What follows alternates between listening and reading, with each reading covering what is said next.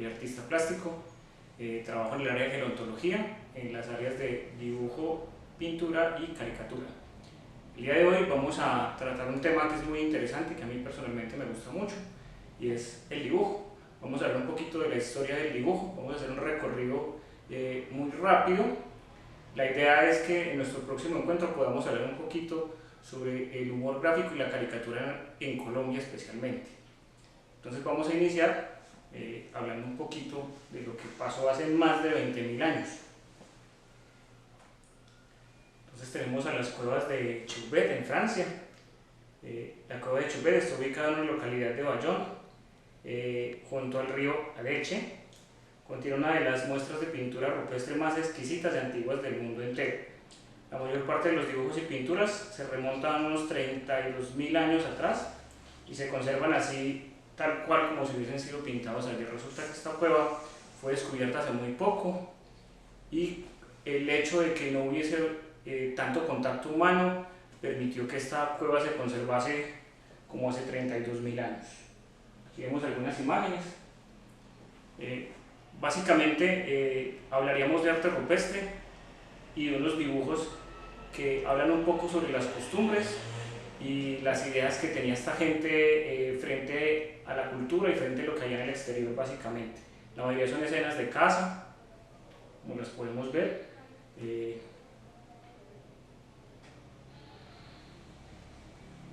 Se ven escenas con algunos animales endémicos de estos lugares.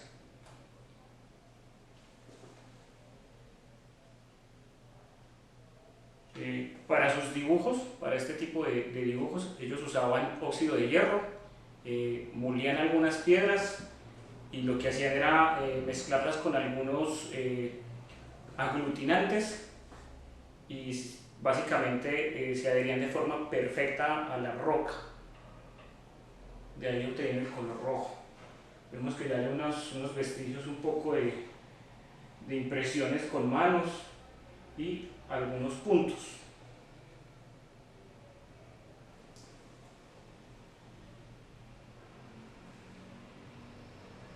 Este es el espacio, estas son las cuevas de Chauvet.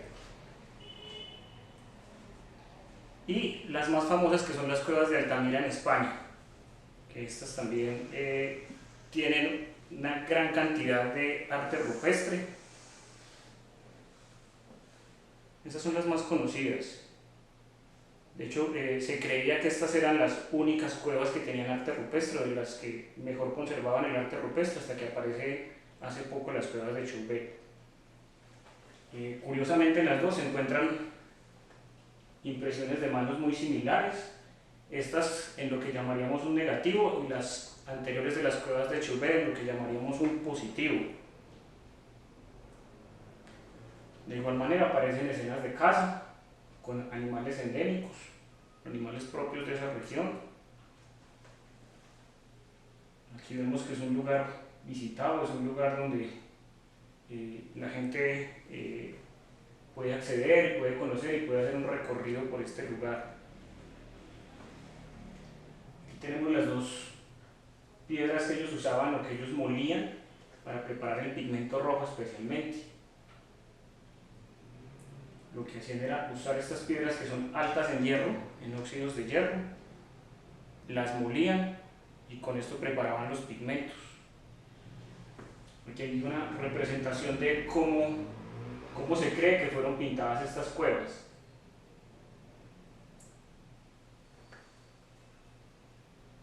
Y aquí más o menos un mapa del recorrido que tiene este lugar.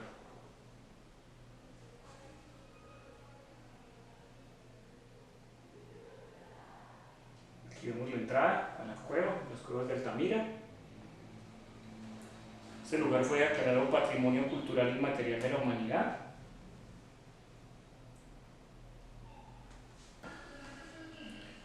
Ahora vamos a remontarnos 20.000 años antes de Cristo a los egipcios, quienes básicamente usaron el dibujo como un modo de representación y de decoración artística en sus templos. Aquí vemos cómo básicamente lo que hacían era usar el dibujo para representar sus dioses, y lo más interesante es que usaron el dibujo como su primera forma de escritura, lo que llamamos los jeroglíficos. Y básicamente estos dibujos ya eran un inicio como de letras, por así decirlo, de un lenguaje gráfico. Vemos que primero inician con unos relieves, con unos dibujos sobre arcilla y sobre piedra, y posteriormente empiezan a usar nuevamente los pigmentos. Vemos nuevamente aquí una prevalencia de los colores terracota, los colores rojos y el negro, que básicamente se usaba con lo que llamamos hollín o carbón, y era mezclado con algunos aglutinantes, especialmente grasas animales, para convertirlos en pigmentos. Digamos una mezcla como de estas dos técnicas, por así decirlo. Este es el papiro de Arnes, más conocido como el papiro matemático de Rick, o simplemente el papiro de Rick. Es un documento de carácter didáctico que contiene diversos problemas matemáticos. Está redactado en escritura herética y mide unos 6 metros de longitud por 32 centímetros de ancho. Se encuentra en buen estado de conservación. Digamos que aquí ya existe un soporte que es el papiro, y vemos como el lenguaje gráfico, aquí vemos algunos dibujos, ya se emplean para ciencias como la matemática. Ahora vamos un poquito hacia Grecia y vemos cómo los griegos usaron también el dibujo para decorar sus vasijas. La mayoría de sus representaciones tienen que ver con la guerra, sus costumbres y sus dioses. Vemos nuevamente que los colores que aparecen son el negro y este terracota, este color rojizo.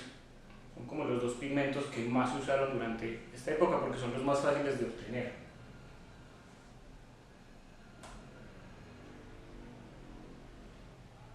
Digamos que en este caso podemos observar que los griegos se preocupan un poquito más por ser más exactos en las representaciones, y podemos ver por ejemplo aquí cómo tratan de representar la fuerza de los caballos jalando el carro,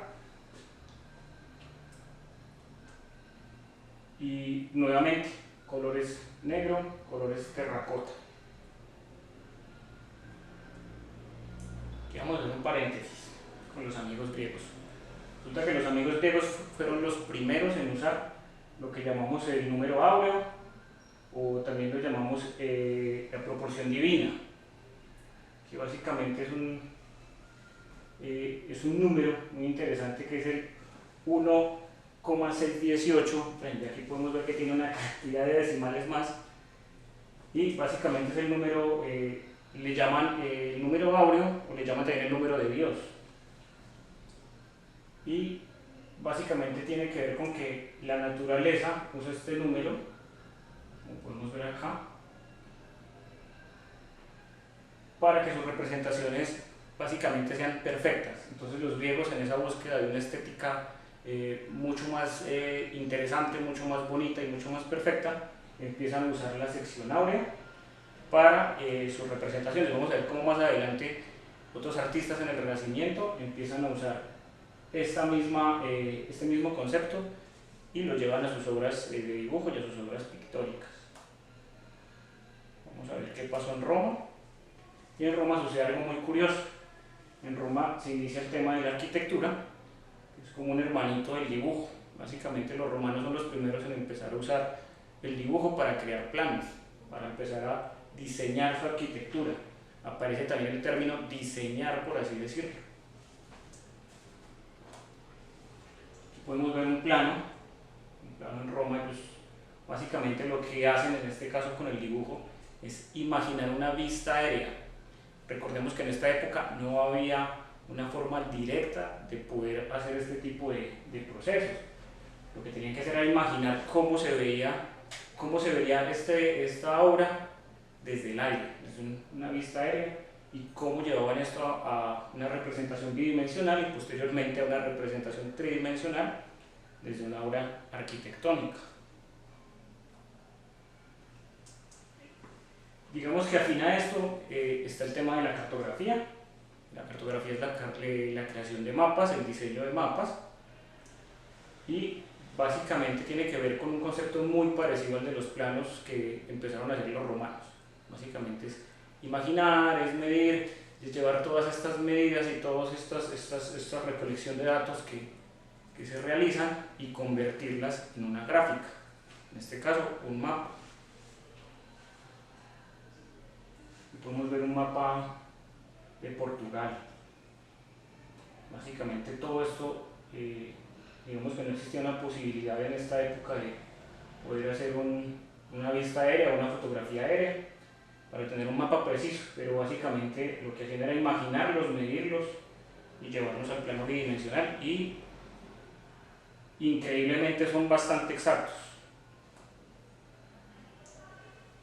Vamos a ir a la Edad Media. En la Edad Media los dibujos ya empiezan a tener algunos otros colores. Recordemos que en esta época el color azul era uno de los colores más costosos porque es uno de los colores más difíciles de obtener. El color azul proviene de moler, de triturar piedras preciosas. La que más se usaba era el lapislázuli y por esa razón era el más costoso. Los menos costosos eran los ocres, que básicamente venían de moler piedras, de usar algún tipo de arcillas, y los rojos, que como les contaba vienen del óxido de hierro.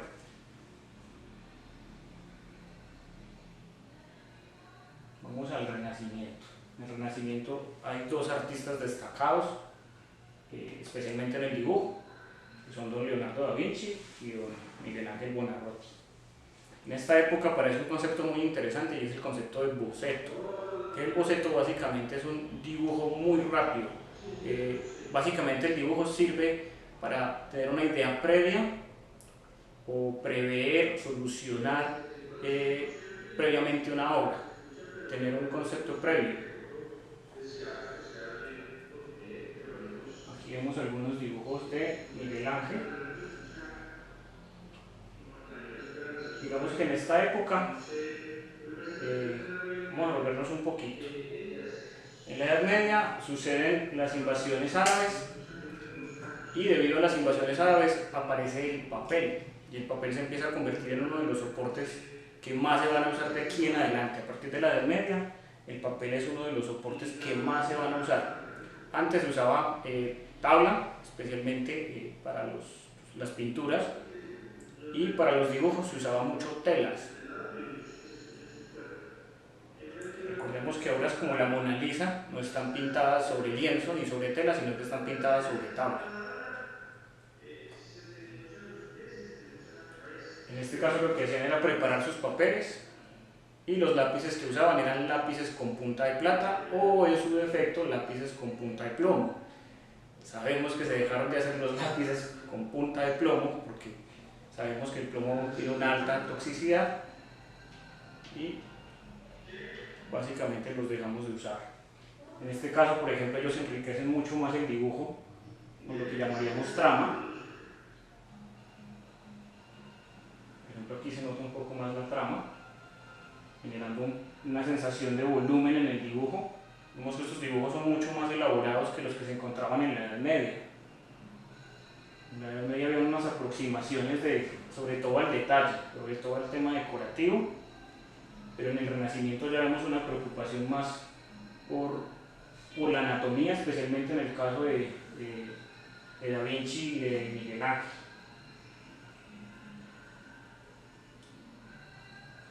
Por ejemplo, aquí vemos un par de bocetos de Da Vinci.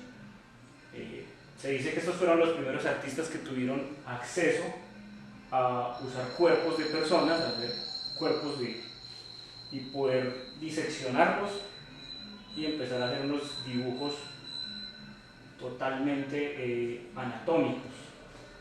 Este es uno de los más curiosos que tiene Leonardo da Vinci. Básicamente, como podemos ver, es un feto. Aquí podemos ver un boceto, una idea previa, antes de llegar a un concepto mucho más elaborado.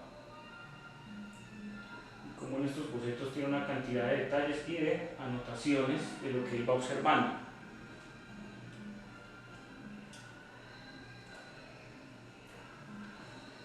podemos ver otra vez la seccionable, especialmente en la obra de Da Vinci. Aquí hay dos posibilidades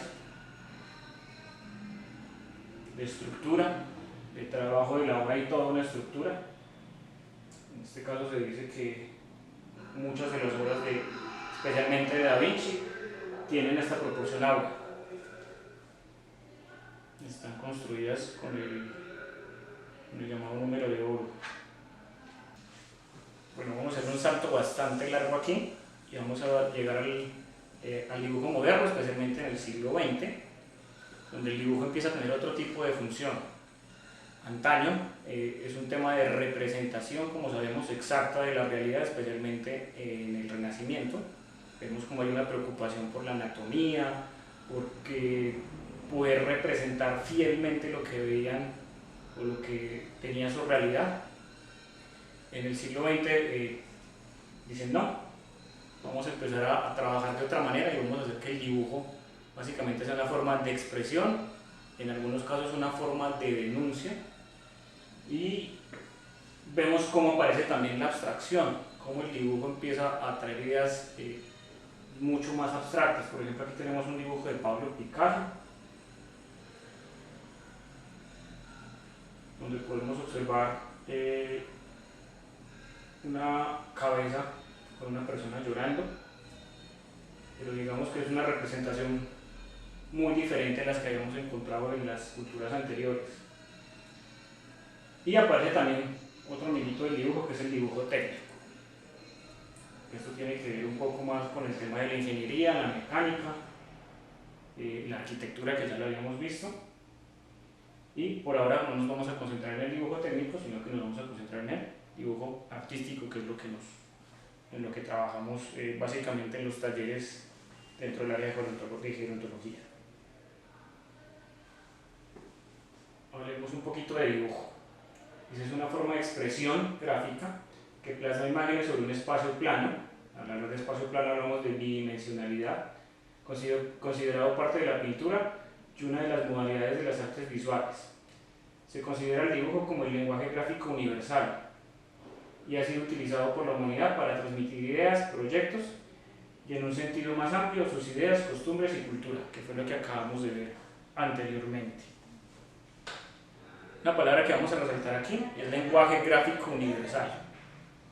¿Qué sucede? El dibujo, aquí vemos la imagen de una niña dibujando.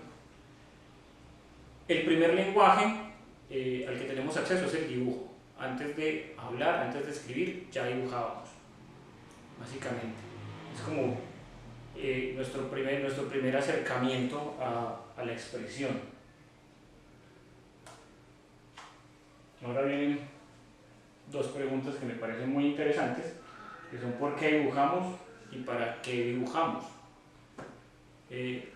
Hace algún tiempo, especialmente en el siglo XIX y XX, cuando empieza a tener mucho auge la fotografía, se pensó que el dibujo y la pintura iban a desaparecer porque ya había una forma de tener la realidad mucho más clara, o poder captar la realidad o poder congelar la realidad en una fotografía. Se pensó que el dibujo y la pintura iban a ser obsoletos, iban a desaparecer. Estamos en el siglo XXI y aún seguimos dibujando y aún seguimos necesitando del dibujo. La pregunta es ¿por qué?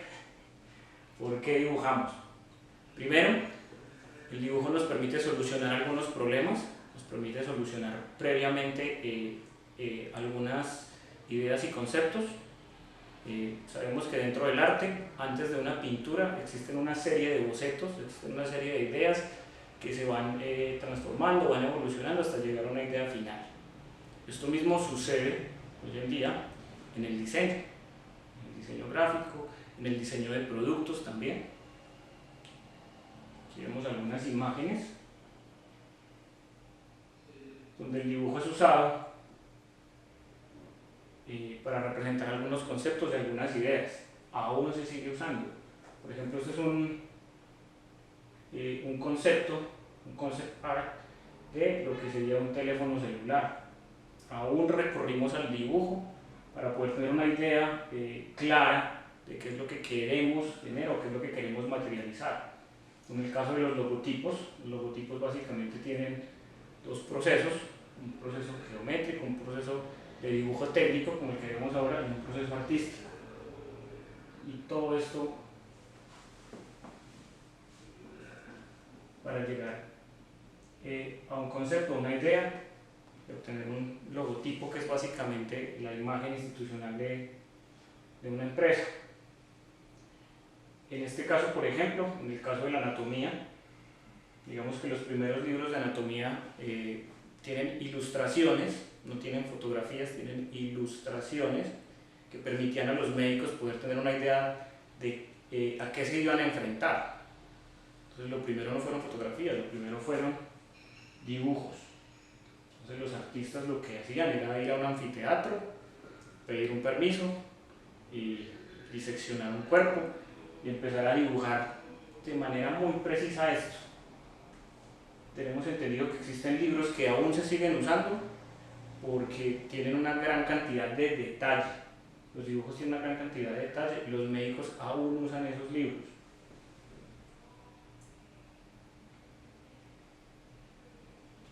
¿Por qué seguir dibujando paisajes si ya podemos tomarles una fotografía? Hoy en día la fotografía está al alcance de la mano. Básicamente el dibujo tiene un interés muy propio, sobre todo en el tema de la observación. Dibujar nos permite observar con detalle la realidad, los objetos, la arquitectura. Digamos que la fotografía es un proceso inmediato. Muchas veces tomamos la fotografía y no la analizamos. En el caso del dibujo, tenemos que observar muchísimo los detalles para poder obtener una pieza que sea muy fiel a la realidad. Digamos que mucha gente dibuja precisamente para poder tener esa claridad en el detalle de algunos objetos o de piezas de arquitectura. Y actualmente seguimos dibujando en medios digitales. Se creyó que los medios digitales iban otra vez a acabar con el dibujo, y lo que han hecho es que han permitido crear una cantidad de obras en tabletas gráficas, en iPads y una gran cantidad de softwares que permiten dibujar. Por ejemplo, los videojuegos primero pasan por un proceso que se llama concept art. Contratan a un artista y el artista se encarga de diseñar los personajes, de dibujarlos, de colorearlos, y como necesitan un proceso inmediato, recurren al dibujo digital. Esto no quiere decir que el dibujo digital sea mucho más fácil, sea mucho más sencillo, o que el computador o los software solucionen esto de manera rápida. De hecho, para dibujar de forma digital se requiere un conocimiento previo de lo que llamaríamos dibujo análogo o dibujo tradicional. Simplemente son herramientas, y lo que sucede con estas herramientas es que optimizan este trabajo. Más hoy en día, cuando vivimos en un mundo que necesita todo de manera inmediata.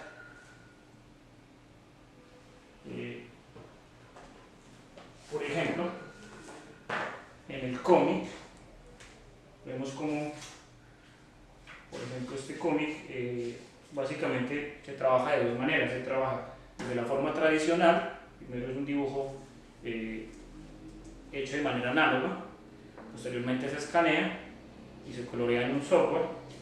En este caso el software es Photoshop.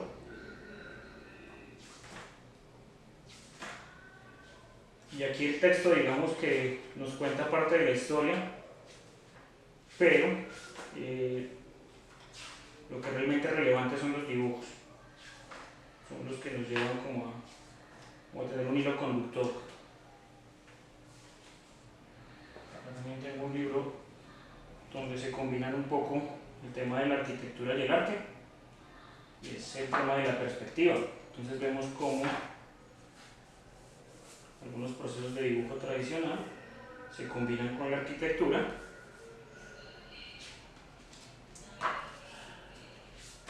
para poder obtener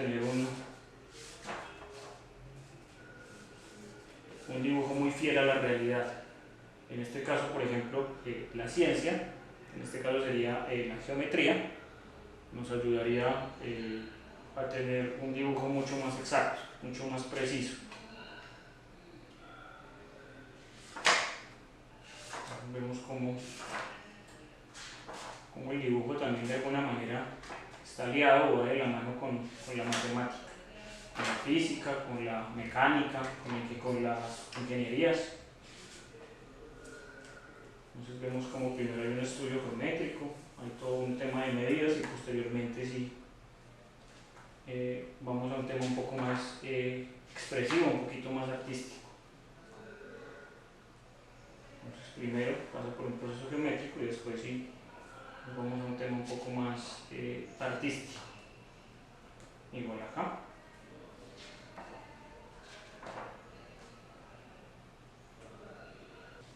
Vamos a hablar un poquito más acerca de la cartografía o cómo realizaban los mapas. En este caso recordemos que básicamente lo que hacían era imaginar cómo sería, qué condiciones tendría el terreno.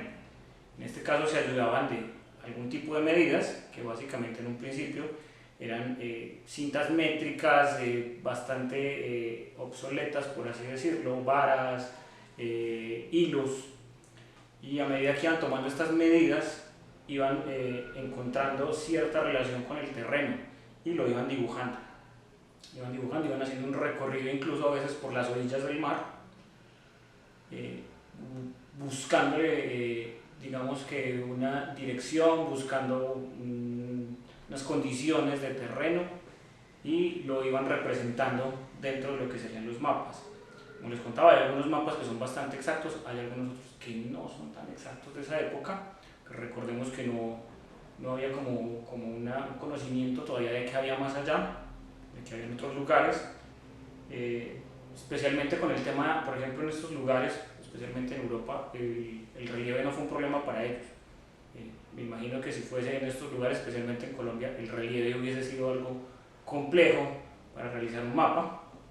En este caso, tengamos en cuenta que estos lugares son bastante planos y podían hacer todo el recorrido, podían trazar después estas medidas en una hoja de papel y hacer un análisis un poco más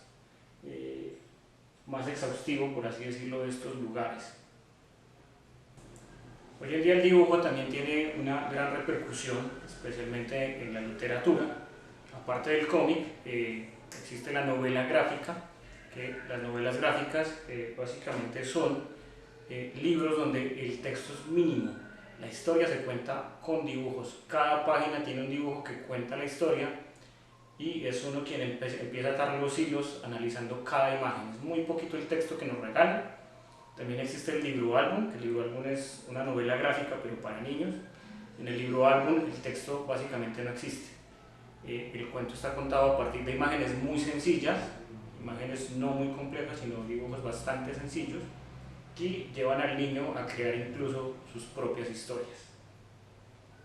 En la literatura también el tema de las portadas, sabemos que las portadas de los libros son muy importantes y tienen una gran relevancia incluso en el mercado. Sabemos que una buena ilustración, que un buen dibujo vende muchísimo y las tapas de los libros son lo más importante para el escritor también, porque básicamente son la síntesis de la idea que se encuentra dentro del libro. Les agradezco mucho por su atención, espero nos podamos encontrar muy pronto y podamos hablar un poquito de la historia de lo que es el humor gráfico en Colombia. Acá tenemos un texto que encontramos en la revista Cambio